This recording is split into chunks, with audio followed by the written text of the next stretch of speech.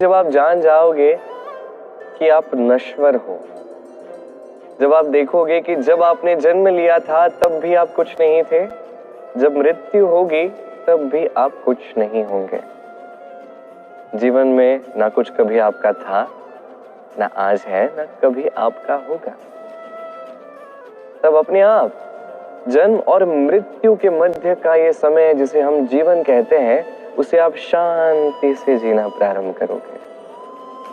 इसलिए कभी भी जीवन में अहंकार मत कीजिए, बस आरंभ और अंत इसे स्मरण रखिए।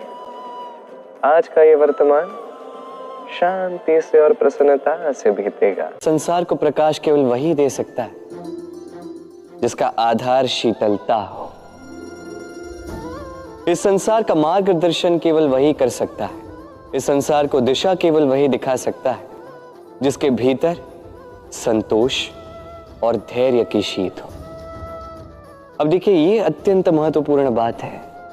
ये विवेक तभी काम करता है जब मन शांत होगा, जब मन शीतल होगा।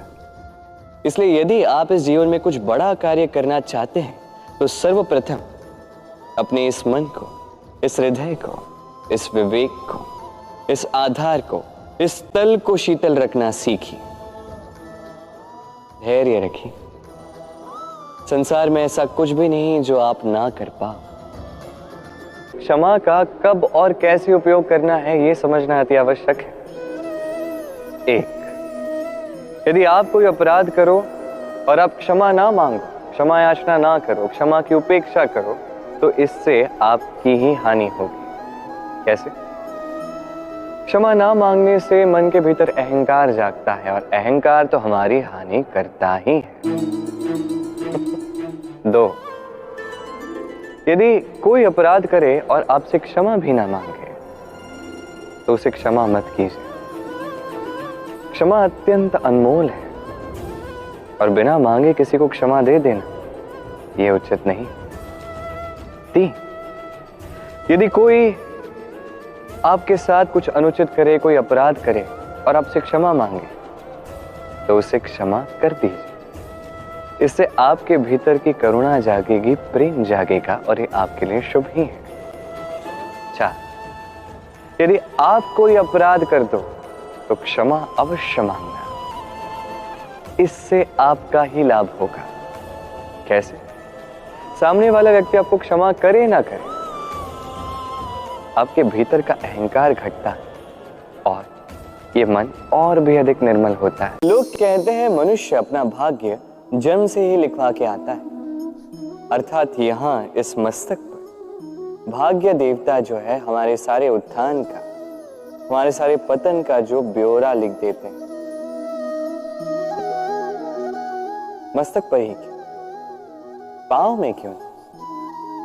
यदि पांव में लिखा जाए तो हम उसे पढ़ सकते, मस्तक पे लिखा जाए तो हम नहीं, बाकी सब उसे पढ़ सकते। अब ये जो ललाट है, इस पर वही प्रतिबिंबित होता है जो इसके भीतर मस्तिष्क में, और मस्तिष्क में होती है हमारी सोच। तो इस सोच का सकारात्मक होना अति आवश्यक है। इसमें विकास के लिए स्थान रखिए, इसमें सबको साथ लेकर चलने का भाव रखिए और विश्वास कीजिए आपके मस्तिष्क की ये सोच सफलता बनकर आपके मस्तक पर आ ही जाएगी, क्योंकि आपकी सोच ही सच बनकर आपके जीवन में आती है। साधारण रूप से जीवन जीना सीखिए, समय का यह चक्र कभी आपको मात नहीं दे पाए। श्रेष्ठ कौन है?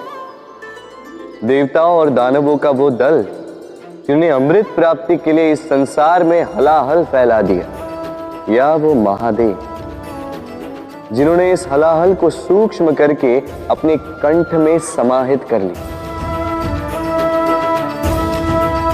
निश्चित रूप से महादेव श्रेष्ठ।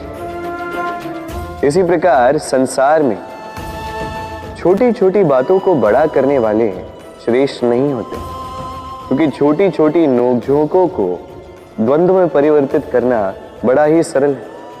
किंतु श्रेष्ठ सदैव वो होता है जो बड़े से बड़े युद्ध को समझौता बनाकर समाप्त कर दे।